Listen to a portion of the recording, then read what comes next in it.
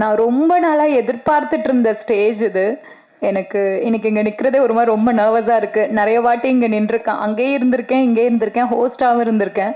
But still எனக்கு இன்னைக்கு நிற்கிறது ஒரு மாதிரி பயங்கரமாக எனக்கு படபடப்பாக இருக்குது. பிகாஸ் எனக்கு மாரி செல்வராஜ் சார்னா பயம். ஆக்சுவலி அவர் முன்னாடி பேசுகிறது எனக்கு உண்மையாலுமே பயமாக இருக்குது. பட் என்ன சொல்கிறது, சார்கிட்ட இருந்து ஃபர்ஸ்ட் டைம் இந்த ப்ராஜெக்டோட ஆஃபர் அவர் கால் பண்ணப்போ நான் ரொம்ப நேரம் அவரோட ஃபோன் எடுக்கவே இல்லை, பார்த்துட்டே இருந்தேன். சார் தான் நம்மளை கால் பண்ணுறாரா? உண்மையாலுமே நமக்கு சம்டைம்ஸ் கால் பண்ணுறவங்க நான் மாற்றி கால் பண்ணிட்டேன் அப்படி சொல்லிடுவாங்க. அப்படி நினச்சிட்டு நான் பயந்துட்டே இருந்தேன். ஸோ சார் இந்த ப்ராஜெக்ட்காக தான் கால் பண்ணுறாங்களா அப்படின்னு. ஸோ கால் பண்ணி அவர் சொல்லும்போது அவர் சொன்னது ஒன்றே ஒன்று தான், என்னோட ட்ரீம் ப்ராஜெக்ட் இது, இந்த படம் எடுக்கிறதுக்காக தான் நான் சினிமாவுக்கு வந்தேன். இந்த ஃபிலிம் வந்து ஈஸியாக பண்ண முடியாது, இதுக்காக நீ வந்து உன்னுடைய உழைப்பை நீ 100% கொடுத்தினா உன் கரியரில் உனக்கு ஒரு நல்ல படம் நான் கொடுப்பேன் அப்படின்னு சொன்னார். நீ மென்டலி ஃபிசிக்கலி ரெடி ஆகிக்கோ அந்த படத்துக்காக அப்படின்னு சொன்னார். ஸோ அன்னைக்கு டிசைட் பண்ணேன், ஓகே. ஏன்னா இந்த ஒரு ஆப்பர்ச்சுனிட்டிக்காக நான் எவ்வளோ வெயிட் பண்ணியிருக்கேன் அப்படின்றது எனக்கு தெரியும். ஸோ அப்படி ஒன்று கிடைக்கும்போது அதை விட்டுறக்கூடாதுன்ற ஒரு தாட் இருந்தது. சார் சொன்ன அந்த மொமெண்ட்லேருந்து இந்த ஃபிலிம்குள்ளே நான் கம்ப்ளீட்டாக அப்படியே நான் ஹேண்ட் ஓவர் பண்ணிட்டு சரண்டர் பண்ணிட்டேன். ஷூட் முடிகிற வரைக்கும் நான் அப்படி தான் இருந்தேன். ஸோ இன்றைக்கு ஒரு நல்ல படத்தில் நான் இருக்கேன் அப்படின்னு எனக்கு ரொம்ப ஹாப்பியாக இருக்குது. ஈவன் படம் பார்க்க ரொம்ப ஆர்வமாக இருக்குது. ஸோ ஆக்சுவலி எனக்கு நர்வஸாக இருக்குது. ஸோ இந்த ஃபிலிம்குள்ளே நான் இருக்கிறதுக்கு முழுக்க முழுக்க காரணம் மாரி செல்வராஜ் சார் மட்டும்தான். நான் இன்ன வரைக்கும் அவருக்கு தேங்க் பண்ணதில்லை. பிகாஸ் எனக்கு ஒவ்வொரு பர்ஃபார்ம் பண்ணி முடிச்சதுக்கப்புறமா அவர்கிட்ட நல்லா இருக்கா நல்லா இல்லையான்னு கேட்க எனக்கு லைக் கொஞ்சம் பயமாக இருக்கும். சரி, தேனீஸ்வர் சார்கிட்ட கேட்பேன், அவர் சொல்வார். பட் சார் கிட்ட கேட்க மாட்டேன். சாரோட ஒய்ஃப் கிட்ட கூட கேட்பேன், அவங்க சொல்லுவாங்க நல்லா இருக்கு லைக் அந்த மாதிரி. இந்த வரைக்கும் நான் கேட்டதும் இல்லை. அவரா படம் முடிஞ்சு லாஸ்ட் நாள் அவரா சொன்னப்போ எனக்கு பயங்கர ஹாப்பியாக இருந்தது. மற்றபடி இந்த ப்ராஜெக்ட்குள்ளே நான் வந்ததுக்கு காரணம் சார் தான். அவருக்கு நான் வரைக்கும் தேங்க்யூ அப்படின்னு நான் வேர்ட்ஸ் யூஸ் பண்ணி சொன்னதில்லை. பட் இந்த ஸ்டேஜில் அதை நான் பதிவு பண்ணிக்கிறேன். எனக்கு ரொம்ப ரொம்ப ரொம்ப ஹாப்பியாக இருக்குது இப்படி ஒரு படம் எனக்கு கொடுத்ததுக்கு. அண்ட் படத்தில் இருக்கிற படக்குழுவில் இருக்க எல்லாருக்கும் என்னுடைய wishes and thank you so much. வந்திருக்க எல்லாருக்கும் வணக்கம். கண்டிப்பாக ரொம்ப சந்தோஷம். மேடையில் நிறைய பெரியவங்களாம் வந்திருக்காங்க, எல்லாருக்கும் வந்ததுக்கு நன்றி. வாழை வந்து ரொம்ப முக்கியமான ஒரு படமாக இருக்கும். நடித்ததில் ரொம்ப சந்தோஷம். மாரி அண்ணாக்கு அப்புறம் எங்கள் டீம் எல்லாருமே கோ ஆக்டர்ஸ் டெக்னீஷியன்ஸ் எல்லாருக்குமே, தேனீஸ்வர் சார் வரல, அவர் எல்லாருக்குமே வந்து நன்றி. சந்தோஷ் சார் பாட்டு சூப்பராக இருந்தது. கண்டிப்பாக எனக்குமே ரொம்ப சூப்பரான ஒரு படமாக இருக்கும். ஒரு புதுசான ஒரு உலகம் எனக்கு. ஸோ ஒர்க்காகவும் ஆக்டிங்காகவும் இருக்கட்டும், அந்த லைஃபாக இருக்கட்டும், எல்லாமே எனக்கு புதுசாக இருந்தது. நிறைய லேர்ன் பண்ணிட்டேன் இந்த ப்ராஜெக்டில். Thank you so much. கண்டிப்பாக படம் ரொம்ப சூப்பரான ஒரு படமாக இருக்கும். நன்றி, வாழ்த்துக்கள். தேங்க்யூ. எல்லாருக்கும் வணக்கம். ரொம்ப சந்தோஷமாக இருக்குது. ஏன்னா என் கெரியர்லேயே வந்து எனக்கு மறக்க முடியாத ஒரு படம் தான் வாழை.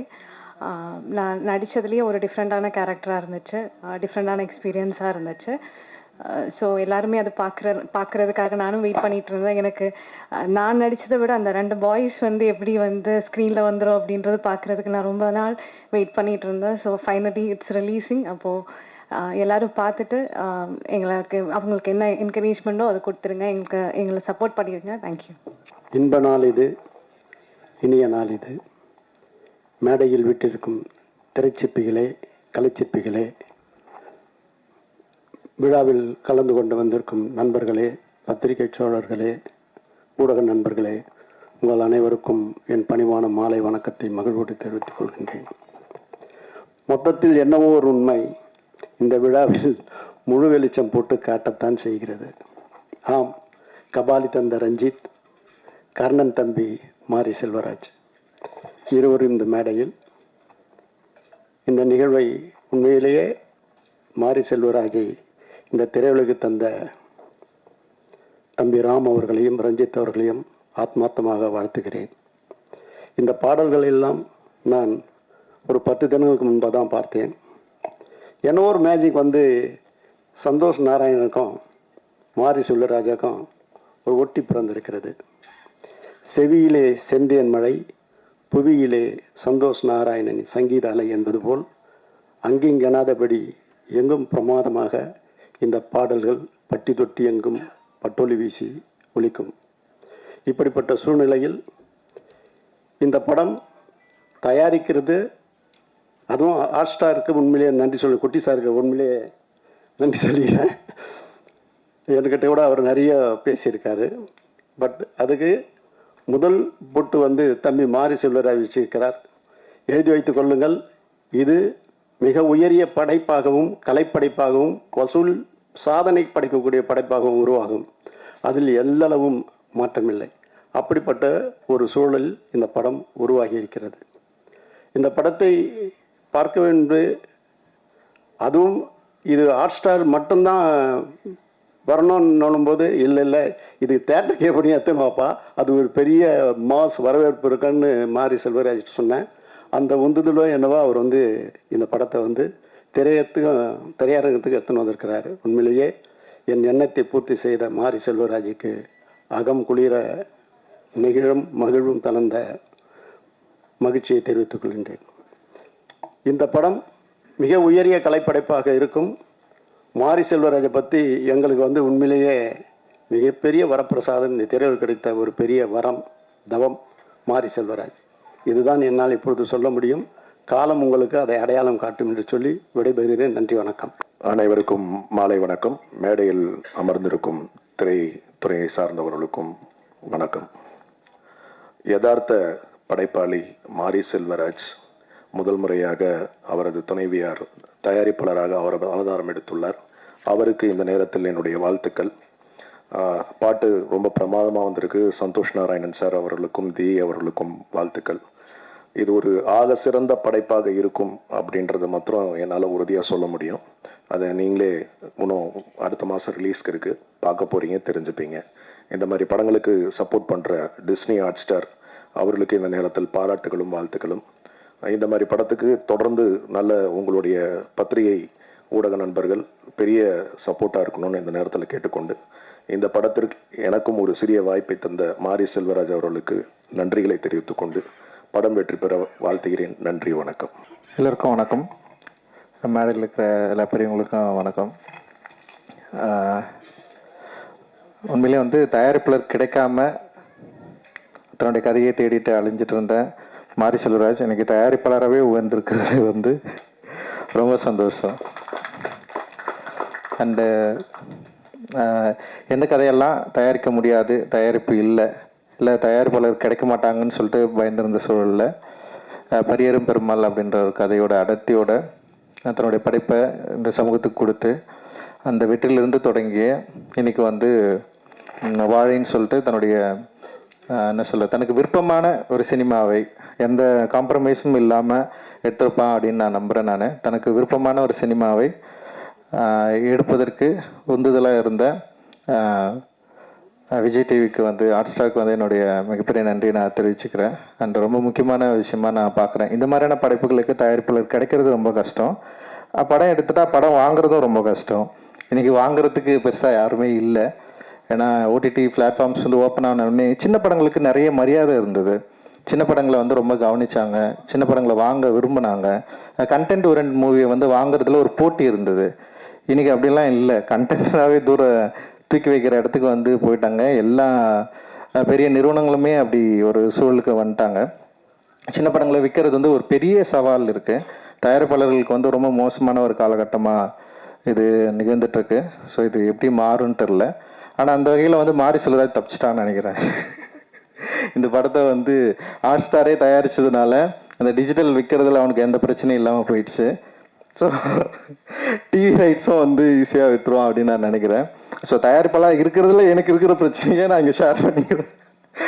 அண்ட் வந்து கண்டென்ட் ஓரியன்டாக இந்த மாதிரி ஒரு படத்தை எடுக்கிறப்போ வந்து என்னென்னா ரொம்ப முன்முடிவோட இது எங்களோட சேட்டலைட்டுக்கு இது வந்து ஒத்து வராது, எங்கள் சேனலுக்கு வந்து இதெல்லாம் பார்க்க மாட்டாங்க அப்படின்னு சொல்லிட்டு ரொம்ப முன்முடிவாக இன்னைக்கு வந்து பெரிய நிறுவனங்கள் வந்து ரொம்ப ஸ்டப்பனாக தயாரிப்பாளர்களுக்கு சப்போர்ட்டே பண்ணாமல் பெரிய பிரேக் போட்டுட்டு இருக்காங்க. அண்ட் வந்து இது எப்படி சரியாகும்னு எனக்கு தெரியல. நிறைய தயாரிப்பாளர்கள் அற்புதமான சினிமாவை வச்சுக்கிட்டு நல்ல திரைப்படங்களை எடுத்துகிட்டு வந்து ரீச் பண்ண முடியாத ஒரு சிக்கல் வந்து இன்றைக்கி வந்து இருந்துகிட்ருக்கு. ஸோ இந்த சூழல் மாறும் அப்படின்னு நான் நினைக்கிறேன். இந்த சூழல் மாறி இன்னும் ஆரோக்கியமான சினிமாக்களை திரையரங்கு மட்டும் இல்லாமல் டிவி அண்ட் வந்து டிஜிட்டல் பிளாட்ஃபார்ம்ஸ்க்கு வந்து ஈஸியாக இன்னும் ஆரம்பத்தில் அப்படி இருந்தது. இப்போ திடீர்னு வந்து டோட்டலாக அதெல்லாம் மாறிடுச்சு. ஸோ அது திரும்பவும் சரியான நிலைக்கு வரும் அப்படின்னு நான் நினைக்கிறேன். ஸோ அது வந்து ஹாட் ஸ்டார் நிறுவனர்களுடைய முன்னாடியே சொல்கிறதுல ரொம்ப சந்தோஷம். அண்ட் இது இட் இஸ் நாட் லைக் இது வந்து ஒரு விமர்சனம் கிடையாது, ஒரு டிஸ்கஷன் தான். இன்னைக்கு என்ன நடந்துட்டுருக்கு அப்படின்றத வந்து நம்ம ஓப்பனாக பேச வேண்டியது இருக்குது. அண்ட் வந்து இந்த திரைப்படம் பொறுத்த வரைக்கும் வாழை சந்தோஷ் நாராயணுடைய மியூசிக்கில் ரொம்ப பயங்கரமாக வந்திருக்கு. அண்ட் தி வந்து செம சூப்பராக பாடியிருக்காங்க. அண்டு சந்தோஷ் ரொம்ப நாள் கழிச்சு நான் மீட் பண்ணுறேன். சூப்பர் மாமே, ரொம்ப சந்தோஷம் உன்னை பார்க்குறதில்ல. அண்ட் வந்து வாழை வந்து நிச்சயமாக சந்தோஷ்க்கும் மாரி செல்வராஜுக்கும் இன்னும் நெருக்கமான ஒரு படைப்பாக இருக்கும் அப்படின்னு நான் வந்து நம்புகிறேன். ரொம்ப க்ளோஸான ஒரு படைப்பாக இருக்கும் அப்படின்னு நான் நம்புகிறேன். இது வந்து மக்களுக்கு ரொம்ப பிடிக்கும் அப்படின்னும் எனக்கு வந்து தோணுது. பிகாஸ் ஆஃப் வந்து லைக் சொல்கிறது, வாழ்க்கையில் சில பேர் முன்முடிவோடு இருக்கிறாங்க. சில பேரோட வாழ்க்கையில் சில விஷயங்கள் இப்படி தான் இருக்கும் அப்படின்னு சொல்லிட்டு, அது அப்படி இல்லை. ஆக்சுவலி எல்லோருடைய வாழ்க்கையிலும் பல சுவாரஸ்யமான சம்பவங்கள் இருக்குது, உணர்வு வச்சுக்கூடிய சம்பவங்கள் இருக்குது. அதை வந்து படைப்பாக்குறப்போ, கதையாக்குறப்போ, அதை வந்து ஆடியன்ஸ் வந்து அதை கனெக்ட் பண்ணிக்கிறப்போ ஒரு பேரனுபவம் நிகழ்கிறதுக்கான வாய்ப்பை திரையரங்குகள் தான் நமக்கு எப்போவுமே உருவாக்கி கொடுத்துருக்கு. ஏன்னா லிமிடேஷன்ஸ் வந்து சமூகத்தில் இருக்குது, லிமிடேஷன் வந்து பெரிய நிறுவனங்கள் கிட்ட இருக்குது. ஆனால் திரையரங்கு போகிற வரைக்கும் டிஸ்ட்ரிபியூட்டர்ஸ் கிட்டமே அந்த லிமிடேஷன்ஸ் இருக்குது. ஆனால் ஆடியன்ஸ் கிட்ட அந்த லிமிடேஷன் இல்லைன்னு நான் நினைக்கிறேன். ஆடியன்ஸ் வந்து டெஃபினட்டாக அவங்க வந்து எங்களோட படைப்புகளை அக்செப்ட் பண்ணலைன்னா இவ்வளோ தூரம் நாங்கள் யாருமே வந்திருக்க முடியாது. அவங்க சரியான படைப்புகளை பயங்கரமாக அங்கீகாரம் கொடுத்துருக்குறாங்க. அதனால தான் வந்து ஒரு சின்ன படம் எடுத்தாலும் கூட கூழாங்கல் இயக்குனர் வந்து இந்த மேடையில் உட்காந்துருக்காரு. அண்ட் வந்து அவருக்கு வந்து பெரிய அங்கீகாரம் வந்து உலக அளவில் கிடைச்சாலுமே அவருக்கு சரியான மரியாதை தமிழ் சமூகத்தில் வந்து கொடுக்கப்பட்டிருக்கு. இங்கே திரை உலகத்தில் அவருக்கு வந்து கொடுக்கப்பட்டிருக்கு அப்படின்றது வந்து ரொம்ப முக்கியமானதாக நான் வந்து பார்க்குறேன். அண்ட் மாரி செல்வராஜோடைய வளர்ச்சியில் ராம் சார் வந்து ரொம்ப ரொம்ப முக்கியமானவராக அவன் அடிக்கடி அவன் சொல்லியிருக்கான், நானும் பார்த்துருக்கிறேன். அண்ட் அவருடைய அக்கறை, அவனை உருவாக்கிய விதம், அவனை உருவாக்குவதற்கு அவர் கொடுத்த புத்தகங்கள் அப்படின்றது வந்து ரொம்ப முக்கியமானதாக நான் பார்க்குறேன்.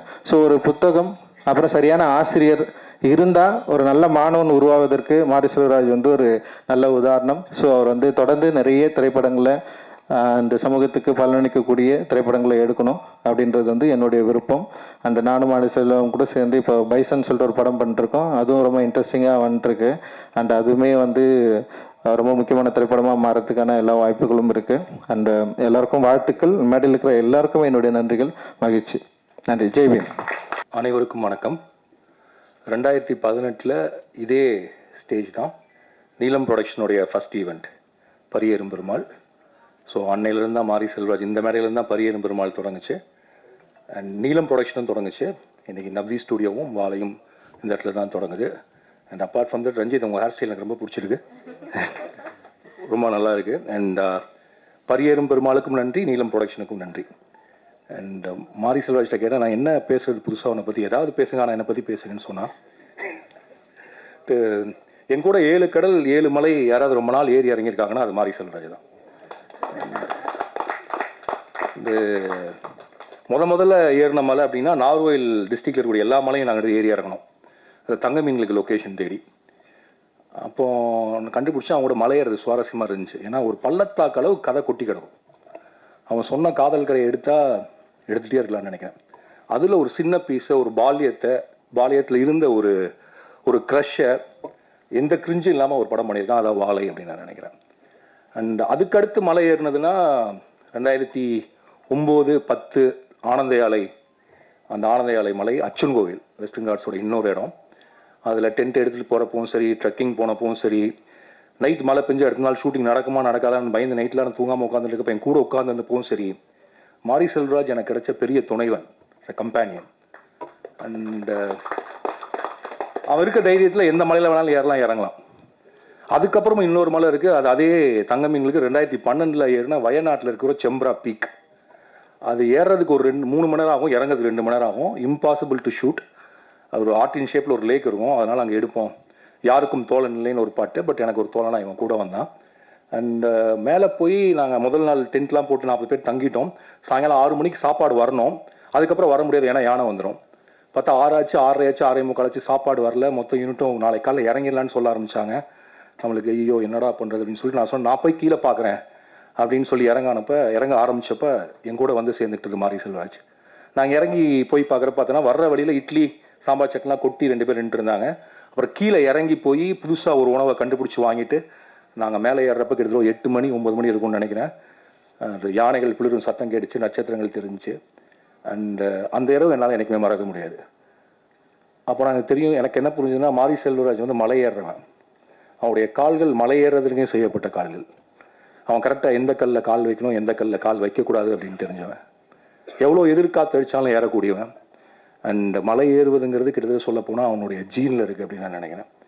ஏன்னா அவன் தன்னுடைய முதல் படத்திற்காக பரியேறும் பெருமாளில் கருப்பியை கூட்டிகிட்டு திரும்ப அச்சன் கோயில் மலையில் ஏறினதுலேருந்து மலை ஏறிட்டே இருக்கான். இறங்கவே இல்லை, ஏறிட்டே இருக்கான். மலை முகடுகள் மீது கொடியை நட்டுட்டே இருக்கான். ஏதாவது ஒரு மலையை மிகிடும்போது ஒரு சிறிய கொடியை நட்டிட்டு ஃபோன் பண்ணி, சார் அவன் நட்டிட்டே எனக்கு ஃபோன் பண்ணுறப்ப வரக்கூடிய சந்தோஷம், இல்லாட்டி அவன் நட்டினதை பற்றி வேற யாராவது ஒருத்தர் எனக்கு ஃபோன் பண்ணி வரக்கூடிய சந்தோஷங்கிறது வந்து அதை எப்படி வார்த்தையில் சொல்கிறதுன்னு தெரில. அது ஒரு தனித்துவமான அது ஒரு ப்ளஷர். அதை வேர்ட்ஸில் சொல்ல முடியுமான்னு தெரில. ஸோ மாரி செல்வராஜ் மலைகள் மீது ஏறுவான், மலை முகடுகள் மீது நிற்பான், அங்கிருந்து நம்மளை கூவி அழைப்பான். அவனுடைய கருத்துக்களை, அவனுடைய காதலை, அன்பை, அரசியலை பேசிக்கொண்டே தான் இருப்பான். அதை நாம் கேட்டுத்தான் ஆக வேண்டும், ஏனெனில் அது காலத்தின் கட்டாயம். இப்போது அவன் ஏறிக்கொண்டிருப்பதுக்கு துணைவலாக இருப்பது வந்து திவ்யா, நாஸ்தன்கா என்கிற நவ்வி அண்ட் யுவான் சுவாங் இல்லை வெறும் யுவான். இவங்க 3 பேர் இன்னைக்கு துணையாக அவங்க கூட வந்துட்டே இருக்காங்க. இந்த பயணம் போயிட்டே இருக்கு. அவங்களுடைய முதல் பயணமாக வாழை வந்திருக்கு. அண்ட் சந்தோஷ் நாராயணன் வந்து பரியேறும் பெருமாள் பார்த்துட்டு ஃபோன் பண்ணார். ஃபோன் பண்ணி பயங்கரமாக ரொம்ப நேரம் பேசிட்டு இருந்தார். அதுக்கப்புறம் அவர் ஃபோன் பண்ணது வந்து வாழைக்கு. பரியேறும் பெருமாளோட பயங்கரமாக பேசினார்.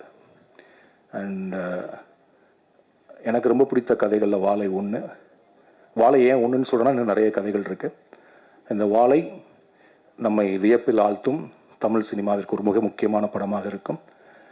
மாரி செல்வராஜ் அவருடைய நவ்வி ஸ்டூடியோஸ் இன்னும் கண்டுபிடிக்கப்படாத பல குன்றுகளையும் மலைகளையும் நமக்கு காட்சிப்படுத்தும், பல இயக்குநர்களை அறிமுகப்படுத்தும் என்று நான் நம்புகிறேன்.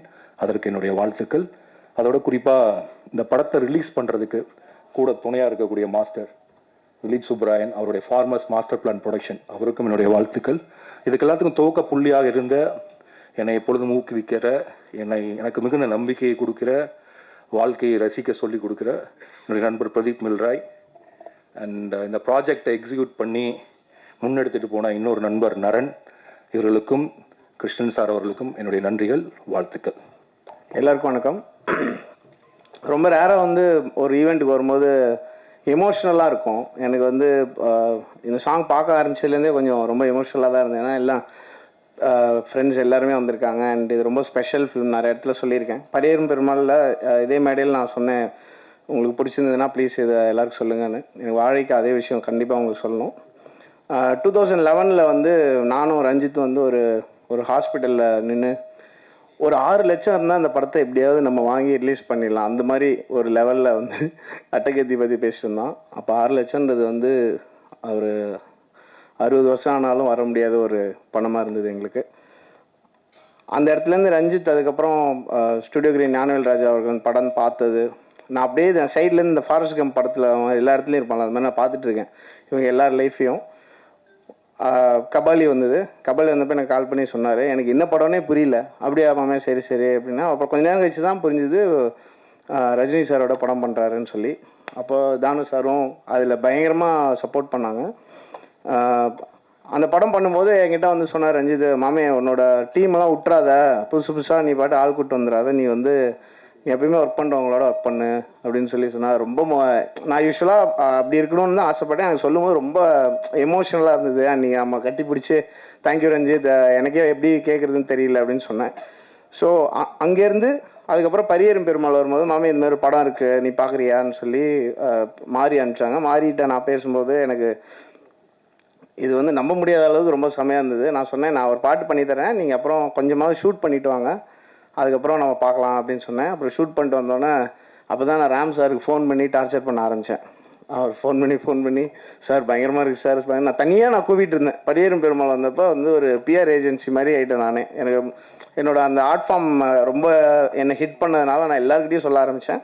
அண்ட் அது வந்து ஒரு ஒரு பொலிட்டிக்கல் சேஞ்ச் கிரியேட் பண்ணிச்சுன்னு நான் நம்புகிறேன். அந்த படம் நல்லா இருக்குன்னு சொல்லிடணுன்ற கட்டாயத்துக்கே வந்துட்டாங்க. அந்த அளவுக்கு ஒரு மிகப்பெரிய பொலிட்டிக்கல் சேஞ்ச் கிரியேட் ஆச்சு.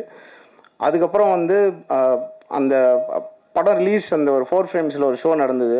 ராம் சார் தெரியும், நாங்கள் வந்து மேலே அந்த ப்ரொஜெக்டர் ஏரியாவில் நின்று நாங்கள் 2 பேரும் அழுகிறோம். அந்த படத்துக்கு நல்ல ரெஸ்பான்ஸ் வந்துருச்சு அப்படின்னு சொல்லி அங்கே எல்லாம் ஆடியன்ஸ் எல்லாம் பயங்கரமாக ரியாக்ட் பண்ணுறாங்க. அந்த ஷோவில்னோடனே பயங்கரமாக ஃபீல் பண்ணி அழுது. அப்போ நாங்கள் கீழே வந்து ரஞ்சித் வேறு யாராலுமே இதை ப்ரொடியூஸே பண்ணியிருக்க முடியாது அப்படின்னு சொல்லி, இது வந்துருமாமே தேட்டரில் எல்லாம் கேட்டார் என்கிட்ட. கண்டிப்பாக வரும், பயங்கரமாக போகும் அப்படிலாம் சொல்லிட்டு இருந்தோம். அதுக்கப்புறம் இன்றைக்கி திவ்யா ஸ்டேஜ் ஏறும்போது I think I really got very emotional. அது என்னவோ தெரியல, அவங்க வந்து மாறி அங்கேருந்து அந்த படம் ப்ரொடியூஸ் பண்ணி ரஞ்சித் அவருக்கு ப்ரொடியூஸ் பண்ணி அதுக்கப்புறம் மாறி நல்லா அவர் சூப்பராக அவருக்கு பிடிச்ச படங்களை சூப்பராக க்ரியேட் பண்ணி எல்லாத்தையும் அவரே ஃபேஸ் பண்ணி அவர் சொன்ன மாதிரி தான் ஏகப்பட்ட மலை, நான் ஒரு 20 மலை இப்போ ஏறுறது பார்த்துருக்கேன். அவர் அதெல்லாம் ப்ரொடியூஸ் பண்ணி அதுக்கப்புறம் அதெல்லாம் டீல் பண்ணி அப்புறம் இப்போ ஒரு ப்ரொடியூசராக வந்து அவங்க ஃபேமிலியாகவே எல்லோரும் வந்து இங்கே அது பண்ணுறதுன்றது it's an amazing achievement. Ranjith, Mari, Ram sir, Thanu sir எல்லாரும் so thankful to you all. And ரொம்ப நான் விஷ் பண்ணணும்னு நினைக்கிறேன் மனசார. அண்டு இதனால வந்து என்ன ஆகுதுன்னா எங்கள் எல்லாருக்குமே வந்து it's a very big responsibility. நம்ம சொல்கிற விஷயங்களை வந்து நிறைய பேருக்கு ரீச் பண்ணக்கூடிய ஒரு மிகப்பெரிய பவர் இருக்குது. கொஞ்ச நாள் முன்னாடி கூட அது சுத்தமாக இல்லாமல் இருந்தது. ஸோ அது எல்லாருமே வந்து அதை ரெஸ்பான்சிபிளாக நாங்கள் யூஸ் பண்ணி I think we can take art form forward. உங்களுக்கு ரொம்ப பிடிச்ச படைப்புகள் வந்து கொடுக்கலாம் அப்படின்னு நான் நம்புகிறேன். வாழை வந்து நான் பரியரும் பெருமாளுக்கு சொன்னது தான் சொல்லணும்னு ஆசைப்பட்றேன். நான் was blown away by the film. எனக்கு வந்து தமிழில் டாப் 5 மூவிஸ் ஆஃப் ஆல் டைமில் வாழை டெஃபினெட்லாக எனக்கு பர்சனலி எனக்கு இருக்கும். அது உங்களுக்கும் அப்படி ஃபீல் ஆச்சுன்னா தயவு செஞ்சு நிறைய பேருக்கு பேசுங்க. இது வந்து திருப்பியும் ஃபஸ்ட் படம் தான். எங்களை மாதிரி ஃபில்ம் மேக்கர்ஸ் டெக்னீஷியன்ஸ்க்கு வந்து எல்லா படமும் ஃபஸ்ட் படம் தான். எந்த படத்தில் வேணால் டோட்டலாக அவுட் ஆகலாம். ஸோ நீங்கள் தயவு செஞ்சு உங்களுக்கு பிடிச்சிருந்ததுன்னா பயங்கரமாக ஸ்ப்ரெட் பண்ணுங்கள் உங்களுக்கு எந்த அளவுக்கு பிடிச்சிருந்தது. அண்ட் ரொம்ப தேங்க்ஸ். 50 படம் வந்து ரிலீஸ் ஆகிருக்கு. I am so happy that this is the first stage. எனக்கு இந்த 50 ஃபிலிம்ஸ்க்கு அப்புறம் கிடச்சிருக்கிற first stage. I am so grateful. உங்கள் முன்னாடி இது நடக்குது. And thank you all for the support. நான்லாம் முதல்லாம் எங்கேயுமே வரமாட்டேன். அப்போ வந்து ஆடியோ லஞ்ச் பேண்ட்டாவது போட்டு வாங்கன்னு சொல்கிற லெவலில் இருந்தது. ஸோ இப்போ 5 நிமிஷம் பேசுகிற அளவுக்கு டெவலப் பண்ணி விட்டதுக்கும் சப்போர்ட் பண்ணதுக்கு ரொம்ப நன்றி. தேங்க்யூ. எல்லோருக்கும் வணக்கம். சார் சொன்ன மாதிரி இந்த மேடை தான் ஃபஸ்ட் மேடை. ப்ளஸ் நீங்கள் வந்து பெரியரும் பெருமாளை கொண்டாடின விதம் தெரியும். அதை பார்த்து என்னோடய கலையை, என்னோடய அரசியலை இந்த மக்கள் எடுத்துகிட்டு கொண்டு போன விதம் வந்து தெரியும். அந்த நம்பிக்கை தான் வந்து அடுத்தடுத்த கர்ணனாக இருக்கட்டும், மாமன்னனாக இருக்கட்டும், வாழையாக இருக்கட்டும், இப்போ எடுத்துகிட்டு இருக்க பைசனாக இருக்கட்டும், இது எல்லாமே முழுக்க என்ன விஷயம் நடந்தாலும் இந்த கதையை ஏற்றுக்கொள்வதற்கான மக்கள் இருக்கிறார்கள் அப்படிங்கிற நம்பிக்கையில் தான் எல்லா கதையுமே எடுக்கிறோம். அப்படி ஒரு அந்த மாதிரியான நம்பிக்கை கொடுத்த பத்திரிகையாளர்களுக்கு முதல்ல என்னோட நன்றி. முதல்ல ஆர்ட் ஸ்டார் தேங்க்ஸ் சொல்லணும். ஏன்னா இந்த ஸ்கிரிப்டு ஃபஸ்ட்டு நான் சினிமாவுக்கு வந்த உடனே படமெல்லாம்னு சொன்ன உடனே முதல்ல இருந்த ஸ்கிரிப்ட் வாழை தான். ஃபஸ்ட்டு வந்து சின்னதாக ஒரு இந்த கதையை சொன்னேன் டைரக்டர்கிட்ட, இதை வேணால் எழுதி வைடா அப்படின்னு சொன்னார். அதை எழுதி வச்சு ஒரு சின்ன பட்ஜெட்டில் பண்ணிடலாம் அப்படின்னு சொல்லி 50 லட்ச ரூபா அந்த கூட அந்த படம் பண்ணிடலாம் அப்படிங்கிற முடிவோடு இருந்த படம் தான் வாழை. ஏன்னா இது எடுத்தால் தான் என்னோட அடுத்த கதைக்கு என்னால் போக முடியும் அப்படின்னு நம்பிக்கிட்டு இருந்தேன். அப்போ அந்த அறிவுக்கு நான் அப்படி நம்பிக்கிட்டு இருந்தேன். இது எடுக்காமல் நம்மளால் அடுத்த படத்தை எடுக்கவே முடியாது. ஏன்னா இது அவ்வளோ பாதிப்பை ஏற்படுத்தின ஒரு கதை எனக்கு. அதில் அப்போ காலப்போக்கில் வந்து என்ன ஆகி போச்சுன்னா, நான் நிறைய வாசிக்க ஆரம்பித்தேன், நிறைய படங்கள் பார்க்க ஆரம்பித்த உடனே எனக்கு தெரிஞ்சு இதை வந்து நம்ம வந்து கஷ்டப்பட்டு எடுக்கக்கூடாது, இது நல்லா எடுக்கணும், நம்ம வந்து அடித்து பிடிச்சி எடுக்கக்கூடாது, இந்த வாழையை வந்து மிக சரியானதாக டைம் கிடைக்கும் போது எடுக்கணும் அப்படின்னு முடிவு பண்ணிட்டு தான் தள்ளி வச்சுட்டு பெரியரும் பெருமாள் எழுத ஆரம்பித்தேன். பெரியரும் பெருமாள் அப்போ இதே அளவுக்கு பெயின் உள்ள கதை எழுதுவோம் தனியாக அப்படின்ட்டு பெரியரும் எழுத ஆரம்பித்தேன். பெரியரும் பெருமாள் வந்து என்னோடய ஜேர்னி ஸ்டார்ட் ஆகிடுச்சு. இப்போது இந்த கதை என்ன பண்ணுறது உள்ளுக்குள்ளே அழுத்திக்கிட்டே இருந்துச்சு. பெரியம்மாள் ரிலீஸ் ஆச்சு, கர்ணன் ரிலீஸ் ஆச்சு, மாமன்னன் ரிலீஸ் ஆச்சு. மாமன்னன் எழுதி முடிச்சிட்டேன். அப்புறம் வந்து இந்த வாழை என்ன பண்ணுறதுன்னு வச்சுட்டு இருக்கும்போது நரன் ஒரு நாள் வீட்டுக்கு வந்த ஆஃபீஸ்க்கு வந்தார். சும்மா பேசிகிட்டு இருக்கும்போது இந்த மாதிரி ஏதாவது பண்ணுங்க அப்படின்னு சொல்லும்போது நான் வாழை கதையை சொன்னேன். நீங்கள் இருக்க இவ்வளோ பிஸியில் எப்படி பண்ணுவீங்கன்னு கேட்கும்போது நான் ஏதாவது கேப்பில் நான் வந்து பண்ணிவிடுவேன். இது எனக்கு இது கதையும் தேவையில்லை, ஸ்கிரிப்ட் புக்கும் தேவையில்லை, எதுவுமே தேவையில்லை, நீங்கள் ஓகே சொன்னால் நான் பண்ணிவிடுவேன் போய் அப்படின்னு சொல்லி அப்படி தான் வாழை வந்து ஸ்டார்ட் ஆச்சு. உடனே ஹாட் ஸ்டாக் பேசினாங்க. அந்த கதையை கேட்ட அடுத்த நிமிஷமே நம்ம பண்ணுறோம் சார்னு சொல்லிட்டாங்க. நான் மாமன்னன் ஷூட்டிங்கில் இருந்தப்போ மாமன்னன் கேப்பில் அந்த படத்தை நான் வந்து மாமன்னன் ரிலீஸ் ஆக முன்னாடி இந்த படம் பண்ணி முடிச்சிட்டோம். நிச்சயமாக இந்த ஃபங்க்ஷன் வைக்கிறதுக்கு முதல் ரீசன் காரணம் என்னன்னா, ஃபஸ்ட் சிங்கிள் சும்மா சாதாரணமாக ரிலீஸ் பண்ணிடலாம். என்னோட பசங்களுக்காக தான் அந்த ஃபங்க்ஷன் வைக்கிறது. என்னோட பசங்கன்னா பொன்வேலுக்கும் ராகுலுக்கும் தான் இந்த ஃபங்க்ஷன் வைக்கிறது. ஏன்னா அவனுங்க சின்ன பையனாக இருந்தாங்க இந்த படம் எடுக்கும்போது. இப்போ வளர்ந்துட்டானுங்க. பைசன் எடுக்க ஷூட்டிங் போயிருக்கேன். ஜூனியர் பாம்போல் நின்றுட்டு இருக்கானுங்க. நீ என்ன பண்ணிக்கிட்டு இருக்க? நாங்கள் வந்து 1.5 வருஷமாக நீங்கள் வந்து நான் அவ்வளோ பில்டப் பண்ணி நடிச்சு ஸ்கூலில் லீவ்லாம் கேட்டு பில்டப் பண்ணி வச்சுருக்கோம். நீ வந்து இங்கே வந்து வேறு படம் எடுத்துக்கிட்டு இருக்க. மாமன்னு எடுத்த ஓகே, அடுத்து பைசன் படம் எடுக்க வந்துட்டா, எங்களை எப்போ தான் காட்டுவேன் அப்படின்னு அவனை என்னை கேட்காமலே முடிச்சுக்கிட்டே இருந்தானுங்க 2 பேருமே. சரி சீக்கிரமாக ஏதாவது பண்ணிவிடுவோன்னு சொல்லிட்டு தான் அந்த ரிலீஸு. அப்போது அந்த ஸ்டேஜ் ஒன்று போட்டு அவனுங்க இதுக்கப்புறம் நிறைய லீவ் கேட்போம்ல ஸ்கூல்லலாம், அதுக்கெலாம் எவிடன்ஸ் ஒன்று க்ரியேட் பண்ணணும் அப்படிங்கிறதுக்காக தான் அந்த ஃபங்க்ஷன். அதனால் ஃபஸ்ட் சிங்கிள் சும்மா சாதாரணமாக ரிலீஸ் பண்ணதுக்கு பதிலாக அவங்கள வச்சு ரிலீஸ் பண்ணுவோம் அப்படின்னு பிளான் பண்ணி தான் ரிலீஸ் பண்ணோம். அதனால் ஹாட் ஸ்டார் ரொம்ப நன்றி. என்னை ரொம்ப பிலீவ் பண்ணாங்க. ஏன்னா ஒரு படம் நான் ஷூட்டிங் போயிட்டு இருக்கும்போது என்னோட கமிட்மெண்ட் அவங்களுக்கு எல்லாமே தெரியும். அதனால் வந்து இது எப்போ பண்ணுவார்லாம் யோசிக்காமல் நான் கேட்கணும் காசு கொடுத்தாங்க. போய் இந்த படத்தை நான் முடிச்சுட்டு வந்துட்டேன். இதுக்கப்புறம் இவ்வளோ கேப்பில் எனக்காக வெயிட் பண்ணுறாங்க. நீங்கள் எப்போ வரீங்களோ அப்போ வாங்கன்னு சொன்னாங்க. அதே மாதிரி இப்போ எல்லா வேலையும் முடிஞ்சு இப்போ நான் ரிலீஸ் பண்ணுறேன்னா ஓகேன்னு சொல்லி இவங்க வேலையை ஸ்டார்ட் பண்ணியிருக்காங்க. அதனால் வந்து Pradeep sir, Krishnankutty sir, hot star மொத்த டீமுக்குமே வந்து எனக்கு ரொம்ப நன்றி. மெயினாக வந்து நான் படத்தை பற்றி பேச வேண்டாம், ஏன்னா அது ஃபஸ்ட் சிங்கிள் தான், நிறைய விஷயங்கள் இருக்குது. மெயினாக எனக்கு நான் பிலீவ் பண்ணுற விஷயம் ஒன்று தான். நான் ஒர்க் பண்ண எல்லாருமே இங்கே இருக்காங்க. ரஞ்சிதனா இருக்கார், அவர் கூட இப்போ நான் அடுத்த படம் பண்ணிக்கிட்டு இருக்கேன். அப்போ தானு சார் இருக்கார், அவர் கூட எனக்கு கமிட்மெண்ட் இருக்குது, படம் பண்ணுறேன். அதுக்கு அடுத்து மூர்த்தி சார் இருக்கார், ரெட் ஜெயிண்டு, அவங்க கூட ஒரு படம் பண்ணுறேன், கமிட்மெண்ட் இருக்குது. இது ஏன் சொல்கிறேன் அப்படின்னா, நான் என்னவா இருக்கேன் சினிமாவுக்குள்ள, இதுவே எனக்கு பயங்கர திருப்தியாக இருக்குது. என் கூட ஒர்க் பண்ணவங்க என்னோட உழைப்பையும் என்னோட அரசியலையும் என்னோட சினிமா கலையின் மீது எனக்கு இருக்க விஷயத்தையும் புரிஞ்சுக்கிட்டு என்னை அரவணைச்சு அவங்க கொண்டு போயிட்டு இருக்காங்க. இந்த 4 பேர், இந்த 3 ப்ரொடியூசரும் இவங்க கூட இருந்து என்னைய ஒரு ப்ரொடியூசராக பார்க்குறதும் சந்தோஷப்படுறதுமே முக்கியமான விஷயம். அடுத்தடுத்து அவங்க கூட ட்ராவல் பண்ணுறேன். அவங்க 3 பேர்த்துக்குமே ரொம்ப நன்றி. அடுத்து வந்து என்ன சொல்கிறது, என்னோடய இயக்குனர் ரஞ்சிதன் அடிக்கடி சொல்லிட்டே இருப்பேன், எல்லாத்தையும் சொல்லிட்டே இருப்பேன். உனக்கு ஏன் இவ்வளோ பதட்டம், உனக்கு ஏன் இவ்வளோ சிக்கல், ஏன் இவ்வளோ டென்ஷன் ஆக, 4வது படம் வந்துட்டுலாம் பார்த்து பண்ணலாம்னு சொல்கிறது. இப்போ கூட உதடு ஒட்டாமிச்சுக்க தான் பேச கூப்பிடுறாங்க. நான் நிறைய ஃபங்க்ஷனில் உதடு ஒட்டினாலே கான்ட்ரவர்ஷியலாக பேசி மாட்டியிருக்கேன். எனக்கு தண்ணி குடிக்க முதல்ல ஒட்ட ஆரம்பிச்சிட்டுனா தகடாடனே ஏதாவது பேசிட்டு போயிடுவேன். பேசிட்டு கீழே போனதுக்கப்புறம் தான் பார்த்தேன் உள்ளுக்குலேருந்து வெளியிருந்து கொட்டியிருக்கும் ஏதோ ஒன்று. நான் போகும்போது ஹிடன் பண்ணிட்டு போயிருப்பேன், ஆனால் மேலே போய் அது கொட்டியிருக்கும் பயங்கரமாக. அப்போ யோசிப்பேன், இது உள்ளே கிடந்திருக்கு, நமக்கு தெரியாமல் கிடந்திருக்கு அப்படின்னு யோசிப்பேன். அப்படி நிறைய ஃபங்க்ஷன்லாம் நான் பேசியிருக்கேன். அதுக்கு ஒரே ரீசன் என்ன அப்படின்னா, நிறைய விஷயங்கள் ஓடிக்கிட்டே இருக்கும். ரஞ்சிதனை திட்டிகிட்டே இருப்பார், டேய் நார்மலாக இருக்கா, நீ வந்து கேஷுவலாக இருக்கு, உனக்கு எல்லா வசதியும் வந்துடுச்சு, நீ சொன்ன எல்லாமே நடக்கும், நல்ல ப்ரொடக்ஷன் வந்துட்டாங்க, ப்ரொடியூசர்ஸ் இருக்காங்க, அப்புறம் ஏன் இவ்வளோ பதட்டப்பட்டு படத்தை எடுக்கிற, இவ்வளோ வேகத்தை ஏன் போடுற அப்படின்னு கேட்பாரு. ஒரு கதையை படமாக்குவது என்றால் அந்த கதையை நம்ம ரசித்து அதுக்கான கிராஃப்டை கண்டுபிடிச்சி ஒரு படம் பண்ணலாம். பட் என்னை நானே இயக்குவது அப்படின்றது, என்னோட வாழ்க்கையை நான் இயக்குவது அப்படிங்கிறனால வந்து எனக்கு இந்த பதட்டம் போக மாட்டேங்குது. நான் கிரியேட் பண்ணுற எல்லா கேரக்டர்ஸுமே என் வாழ்க்கையில் பார்த்த மனிதர்களாக இருக்காங்க. அவங்க இன்னும் வாழ்ந்துக்கிட்டு இருக்காங்க.